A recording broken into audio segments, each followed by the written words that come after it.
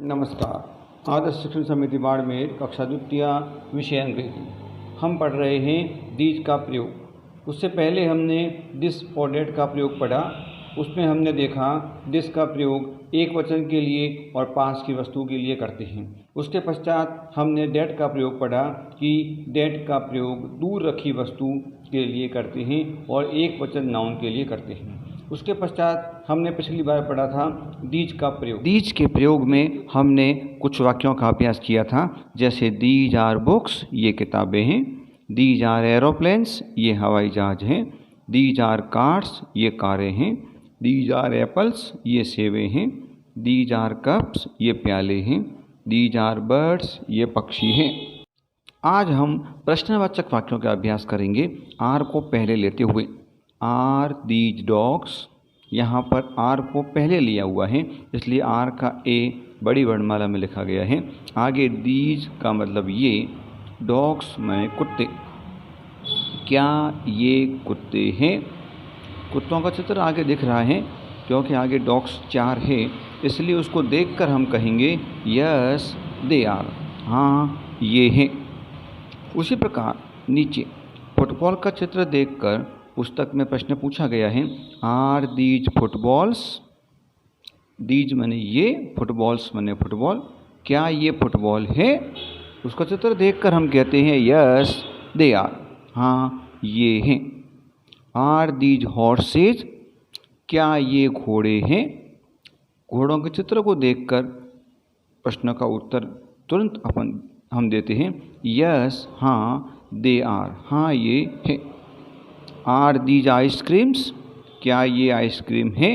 Ice cream के चित्र को देख के हम कहते हैं यस दे आर, हाँ ये हैं। Are these tables? क्या ये मेज़ें हैं? यस दे आर, हाँ ये हैं। Are these trees? क्या ये पेड़ हैं? पेड़ों के चित्र को देख के हम कहते हैं यस, हाँ दे आर, ये हैं।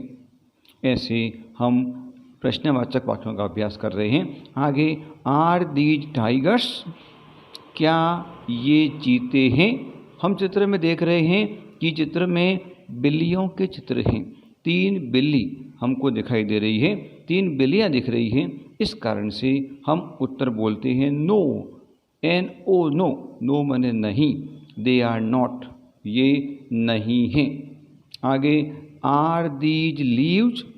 LEAF, लीफ का मतलब होता है पत्ती, और उसका बहुवचन जो वर्तनी होती है, बहुत सारे जब पत्तियाँ होती हैं तो उसके लिए वर्तनी होती है LEAVES। यहाँ पत्तियाँ बहुवचन के लिए वर्तनी दी हुई है। Are these leaves? क्या ये पत्तियाँ हैं?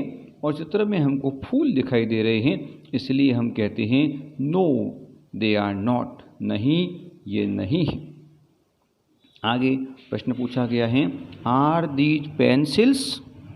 क्या ये पेंसिलें हैं? चित्र में पुस्तकों का चित्र दिख रहा है, इसलिए हम कहते हैं नो, नहीं, दे आर नॉट, ये नहीं हैं। उसी प्रकार आर दीज आइसक्रीम्स? क्या ये आइसक्रीम है? चित्र में हमको गाजर दिख रही है, कैरोट, इसलिए हम कहते हैं नो दे आर नॉट, नहीं ये नहीं हैं। आगे आर दीज कैप्स? क्या ये टोपियाँ हैं?